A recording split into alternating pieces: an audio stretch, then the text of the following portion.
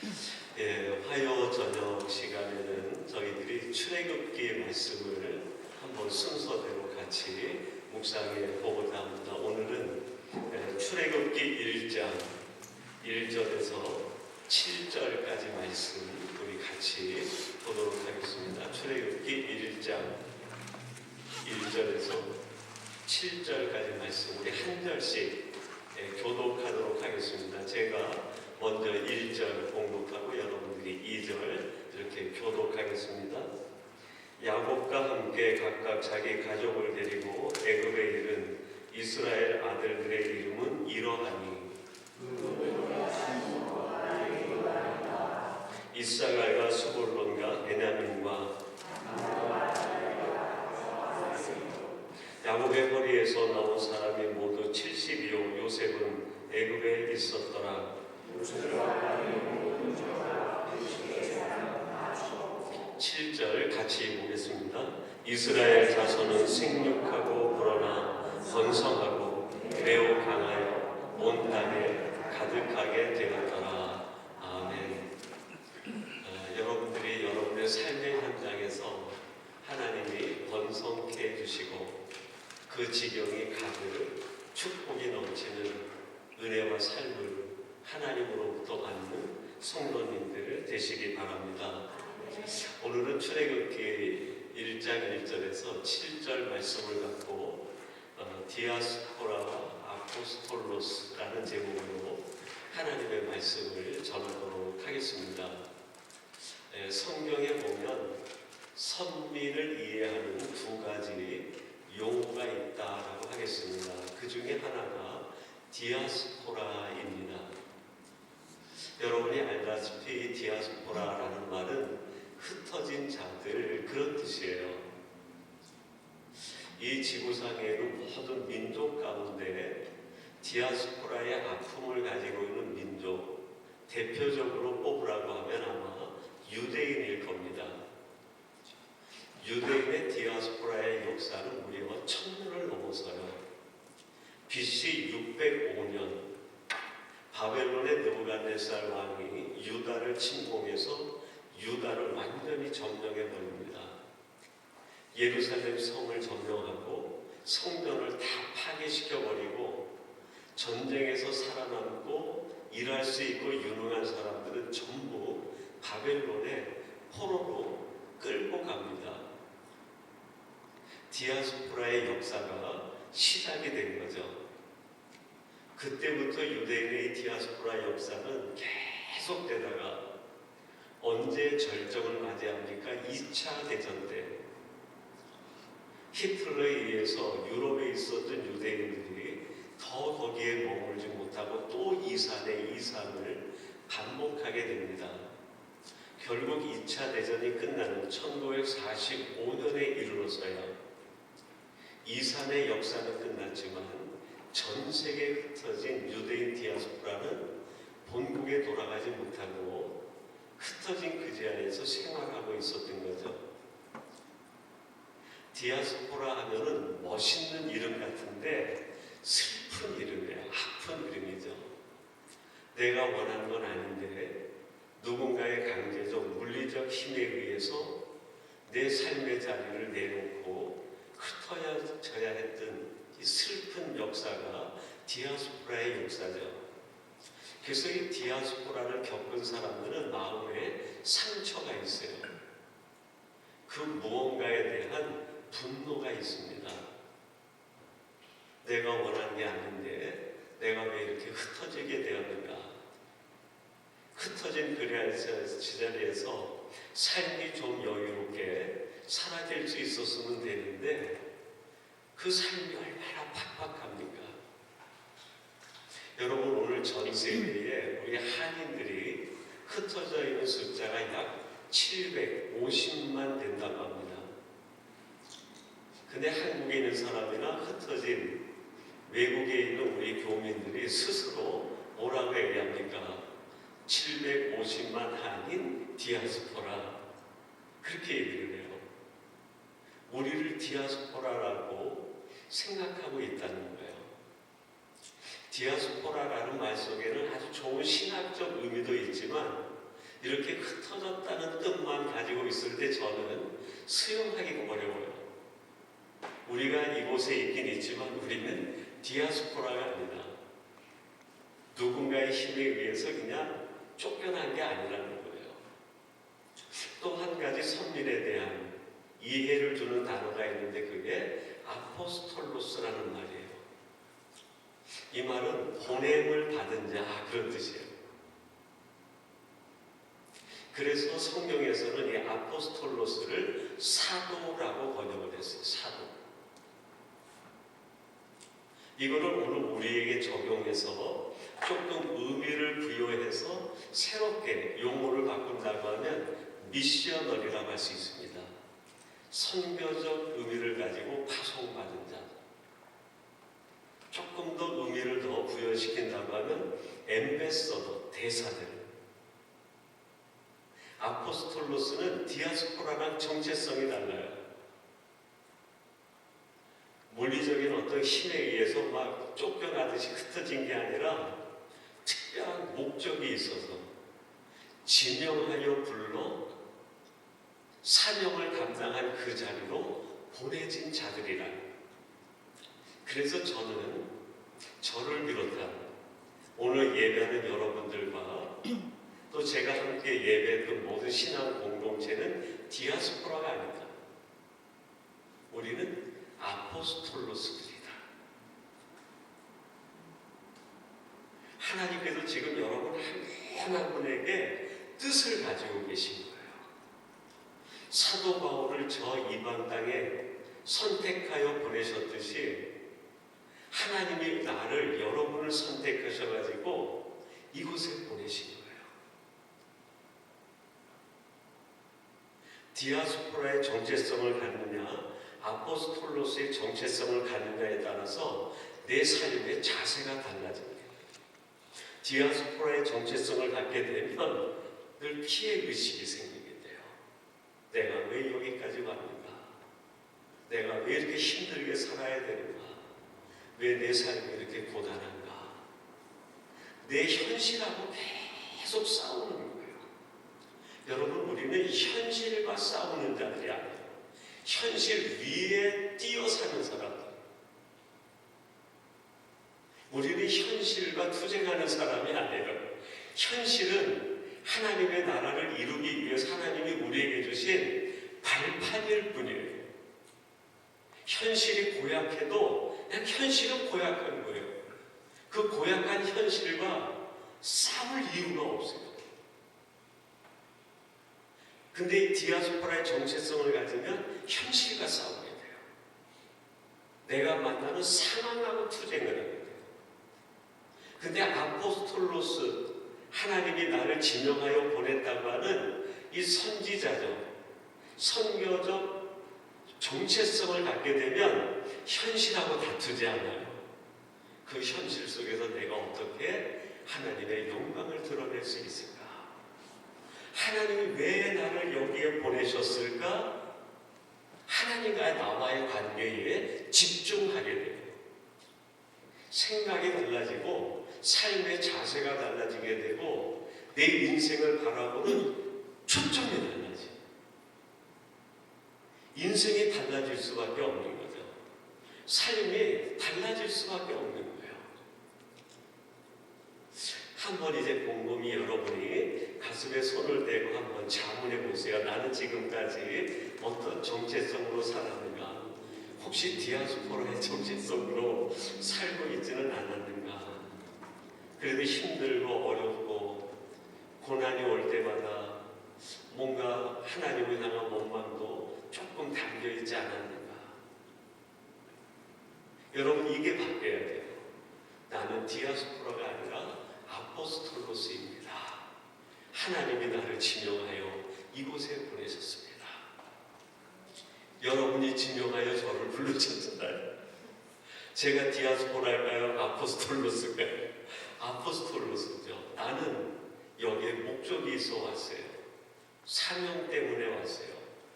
여러분과 삶을 나누고 여러분과 함께 신앙을 나누고 우리들이 젊고 우리가 일할 수 있을 때 이 위니펙을 어떻게 하면 하나님의 나라로, 하나님의 도성으로 바꿔갈 수 있을까? 밴쿠버에서 위니펙까지 오는 운전하는 약 2,400km를 운전하면서 제 마음속에 그 생각이 계속 맴돌았어요. 내가 어떻게 위니펙의 영적 부흥에 새로운 전기를 이룰 수 있을까? 나는 할 수 없지만 하나님이 이제 나이가 들어 늙어가는 저를 여기 보내셨다고 하면 하나님의 분명한 어떤 목적과 계획이 계실 텐데 하나님 그 목적과 뜻을 이룰 수 있는 도구가 되게 해주세요. 여러분이 정체성을 갖는 순간 우리의 삶은 정말 환희가 가득 차게 됩니다. 우리가 잘 아는 복음성가, 작사자, 시인 중에 송명희 시인이 있어요. 이분이 태어날 때 출산이 잘못돼가지고 그 내성마비 증세가 있어서 몸을 제대로 쓰지 못해요. 말 한마디 하려고 하면 머리부터 발끝까지의 근육을 다 움직여야 한마디 하는 거예요. 얼마나 힘들겠어요. 어린 시절에는 몰랐는데 이제 사춘기가 돼가지고 학교에 가니까 애들이 놀리는 거예요. 자기 존재 자체가 그렇게 미울 수가 없는 거예요. 내가 왜 태어났는가? 내가 무슨 의미가 있는가? 그러던 어느 날 이웃에 있는 집사님 한 분이 17살 된 이 송명이 그 여학생에게 나와 함께 교회 가자 해가지고 교회 갈 마음이 생겨서 첫 교회 출석을 한 거예요. 근데 목사님이 설교하는 중에 송명희 시인 마음속에 목사님이 하시는 말씀 한마디가 화살처럼 바뀐 거예요. 내가 너를 들어쓰리라. 내가 너를 들었으리라. 그 순간 정신이 나간 거죠. 아, 나는 이 땅에 우연히 존재한 존재가 아니구나. 하나님이 나를 쓰시기 위하여 요 모양으로 지으시고 지금 여기에 보내신 것이구나. 그걸 깨닫게 돼요. 디아스포라에서 아포스톨로스의 정체성으로 생각이 바뀌어버린 거예요. 그리고 나서 쓰는 시마다 얼마나 감동적인 찬송시가 됩니다. 오늘 본문 1절 우리 같이 한번 봉독해 보겠습니다. 본문 1절 말씀 우리 같이 봉독하겠습니다. 같이 오늘 시작. 야곱과 함께 각각 자기 가족을 데리고 애굽에 이른 이스라엘 아들들의 이름은 이러하니. 야곱과 함께 각각 자기 가족을 데리고 어디에 이른? 애굽에 이른. 야곱은 애굽에 내려가기 싫었어요. 주저주저 하는데 누가 애굽에 내려가라고 얘기합니까? 하나님이 야곱아 안심하고 내려가라. 그래서 야곱이 가족을 다 가솔들 데리고 애굽 고센 땅으로 내려옵니다. 애굽에 이른 보냄받은 거예요. 출애굽의 역사는 이걸 깨닫는 데서부터 시작이 돼요. 내 인생의 모든 출애굽의 역사, 내 인생의 새로운 미래, 내 인생의 새로운 비전은 이걸 깨닫는 순간부터 시작됩니다. 디아스포라라는 정체성을 가지고 있으면 오늘이 힘들어요. 근데 하나님이 나를 보내셨다. 하나님이 나를 이끌어 애굽에 이르게 하셨다.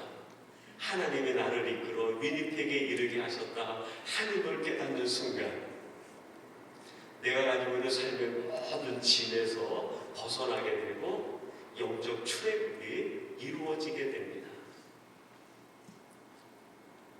그러면 하나님께서 이 야곱의 일가족 70인을 왜 애굽으로 보내신 것일까요? 도대체 그곳에서 무엇을 하라고 이제 내게 적용되는 말씀드립니다. 하나님이 왜 나를 그러면 부족하기 짝이 없는 우리들을 하나님이 왜 선택하셔서 위니펙에 보내셨는가? 이게 적용이죠.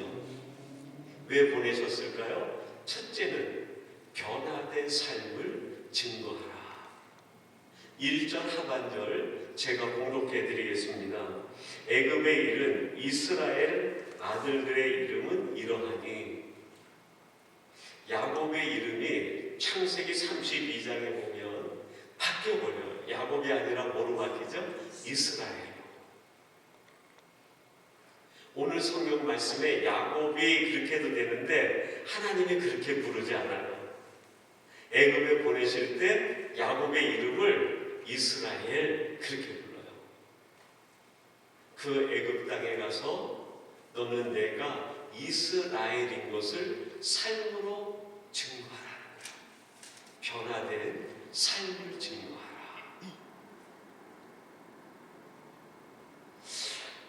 제가 그 한국에서 아동부 이제 전도사 사역을 할 때 이 야곱의 이름이 이스라엘로 바뀐 걸 보고 어찌게 하면 아이들이 좀 한국적으로 이 이야기를 마음에 담을 수 있을까 생각을 해가지고 고심고심하다가 한 번은 머리에 막 반짝하고 인사이트가 들어오더라고요. 그래서 야곱 이스라엘 이렇게 하지 않고 뺀질이와 으뜸이 이렇게 바꿔서 설교를 했어요. 야곱은 뺀질이죠. 이스라엘은 으뜸이 아닙니까? 으뜸이. 하나님이 보내신 그 자리에서 우리는 더 이상 야곱처럼 살아서는 안 돼요. 깨와 실수로 나의 이익과 목적을 얻기 위해서 사는 것, 세상 사람들은 다 그렇게 산다고 해도 하나님이 보내신 우리들은 그렇게 살면 안 돼요. 이스라엘로 살아야죠. 으뜸으로. 하나님이 볼 때 그래, 내가 너를 믿을 만하다. 마태복음 5장 16절 말씀인데요. 예수님이 산상수훈에서 우리 무리들에게 적용되는 말씀을 이렇게 주셨어요. 이같이 너희 빛이 사람 앞에 비치게 하여 그들로, 같이 볼까요? 시작. 너희 착한 행실을 보고 하늘에 계신 너희 아버지께 영광을 돌리게 하라. 예수님이 온 능력 다 가지신 분 아닙니까? 그러므로 제자와 믿는 자들에게 그 능력 주셔가지고 내가 너에게 준 능력으로, 내가 너에게 준 기적으로 사람들을 까무러치게 만들어라. 그래도 되시는데 그거 주실 수 있는 분이잖아요. 근데 왜 굳이 어려운 일을 선택하셔서 우리에게 부탁하신 걸까요? 너희의 착한 행실을 보고 하늘에 계신 너희 아버지께 영광을 돌리게 하라. 너무 쉬운 방법이 있는데 주님께서 우리에게 참 어려운 방법을 주셨어요. 너희의 착한 행실을 통하여, 너의 변화된 삶을 통하여 내가 하나님이 보내신 대사요, 사도요, 엠버서더인 것을, 미셔너리인 것을 증거하는 거예요. 그래서 신앙생활이 처음은 쉬운 것 같은데 잘 하려고 하면 조금 어려워요. 그런데 여러분, 우리가 사는 이 세상에서 주님이 하신 말씀처럼 착한 행실을 조금이라도 하기 시작하면 그게 하나님 앞에 영광이 되고 드러나기 시작해요. 저는 세상이 더 어두워졌으면 좋겠어요. 세상이 더 혼란스러워졌으면 좋겠어요. 그래야 크리스찬들이 조금만 선한 행실, 조금만 착한 행실을 해도 그게 돋보이게 되니까요. 여러분, 다이아몬드는 환한 대낮에 하얀 천에다 깔아놓으면 잘 보이지 않아요. 근데 다이아몬드가 언제 가장 빛날까요? 검은 벨벳 위에서. 까만 벨벳 위에 조그만 다이아몬드 하나만 딱 올려놔도요, 빛이 번쩍하고 눈에 들어오는 거예요. 왜 주님께서 우리들에게 너희의 착한 행실을 통하여 하나님께 영광을 돌리라 말씀하셨을까요? 그만큼 이 세상이 검은 벨벳 같은 거예요. 이 세상. 갈수록 더 검은 벨벳의 색깔이 짙어질 겁니다. 그래서 우리를 그 검은 세상에 다이아몬드로 보내신 거예요. 너희의 착한 자기는 그 모습을 통해서 하나님께 영광을 돌리게 하라. 여러분, 세상이 어두워지고 점점 더 검어지는 거 그거 신경 쓰지 마세요. 세상은 세상에다 맡기세요. 오직 나는 하나님께 맡기고 하나님이 내게 주신 이 변화된 이스라엘의 정체성을 지키며 작아도 다이아몬드의 빛을 드러내는. 두 번째로, 하나님께서 우리들을 왜 이 세상에 보내신 것일까요? 아포스톨로스로 약속과 성취를 믿으라. 오늘 보면 7절입니다. 우리 같이 한번 봉독하겠습니다. 7절 시작. 이스라엘 자손은 생육하고 불어나 번성하고 매우 강하여 온 땅에 가득하게 되었더라. 70인 가족이 내려온 지 430년이 지났는데 이스라엘 백성들의 무리가 장덕만 얼마라고요? 60만 명. 보통 구약을 연구하는 분이 1인 가족에 3인 가족을 계산해서 장정 60만이니까 3배수하게 되면 약 180만 정도의 유대인이 번성했다라고 얘기를 해요. 놀라운 일이죠. 이 번성했다는 것의 핵심, 숨어있는 메시지는 뭘까요? 하나님의 약속은 반드시 그대로 이루어진다. 여러분, 우리가 믿는다라고 하잖아요. 그죠? 믿는다고 할 때 믿음의 대상은 누구죠? 예수님. 믿음의 내용은 뭘까요? 믿음의 내용은 약속의 약속. 누구든지 예수님을 자신의 구주라고 믿는 자들은 하나님이 멸망치 않고 영생을 얻고 구원하기로 약속하신 거예요. 믿음의 대상은 예수님이지만 믿음의 내용은 뭘까요? 약속. 믿음을 정확하게 분별해내야 돼요. 그냥 애매하게 나는 예수를 믿어, 이게 아니에요. 예수님을 믿는 것은 그 예수님은 내 믿음의 대상이고 주고 그분이 흘리신 보혈의 공로, 이걸 은혜로 믿는 거죠. 근데 믿음의 내용, 그것은 예수님을 통하여 나를 구원하시겠다고 하는 하나님의 약속을 믿는 거예요. 그 약속을 믿을 때 그 약속대로 하나님은 어떻게 해주실까요? 성취시켜 주시는 거죠. 그러니까 가장 큰 믿음의 약속의 성취는 예수님을 믿을 때 구원 얻는 그거예요. 그것뿐일까요? 성경에 나오는 66권 전체가 뭘까요? 하나님의 약속이에요. 내가 너와 함께한다. 약속이죠. 내가 너를 도와주리라. 약속이에요. 내가 너를 지킨다. 약속이에요. 너의 자손을 번성케 하겠다. 약속이에요. 그것을 믿지 않고 달라고 하는 게 기복신앙이에요. 그냥 무조건 달라고만 하는 게 기복신앙이에요. 그러나 하나님이 약속한 걸 믿고 그대로 이루어질 줄로 믿습니다 하고 믿음으로 고백하는 것은 기복신앙이 아니에요. 약속신앙이에요. 이 차이가 느껴집니까? 세상은 기복신앙이에요. 누구도 약속해주지 않았어요. 부처가 약속을 해줍니까? 무당이 약속을 해줍니까? 보살이 약속을 해줍니까? 약속이 없어요. 그들은 약속 없는 걸 구하기 때문에 그들은 기복신앙이에요. 오직 복이 목적이에요. 근데 우리는 복을 구하지만 기복신앙이 아니에요. 약속신앙이에요. 여러분, 우리 기독교 성경은 복을 주시겠다고 말씀하시는데 기복적으로 준다고 합니다. 하나님을 믿지도 않고 말씀을 믿지도 않는데 달라고 한다고 해서 주시는 게 아니에요. 말씀을 그대로 믿고 그 말씀 속에 담겨있는 약속대로 우리 자녀들에게, 내게, 우리 가정에, 내 직업에 이루어질 줄로 믿습니다라고 기도하는 게 약속신앙이에요. 그 약속의 기초에서 하나님이 주시겠다고 하시는 걸 주시는 거예요. 그걸 만약에 안 주시면 하나님은 어떤 분이에요? 약속한 걸 지키지 않으시는 분이에요. 우리의 기도는 기복에 기초하는 게 아니라 어디에 기초해야 된다고요? 약속에 기초해요. 그게 능력이에요. 그 약속에 기초하여 기도할 때 그 약속대로 이루시는 거예요. 단 약속대로 이루시되 하나님의 때에 이루어지는 거예요. 약속대로 구하되 하나님이 이루시는 그 시간까지도 하나님께 맡깁니다.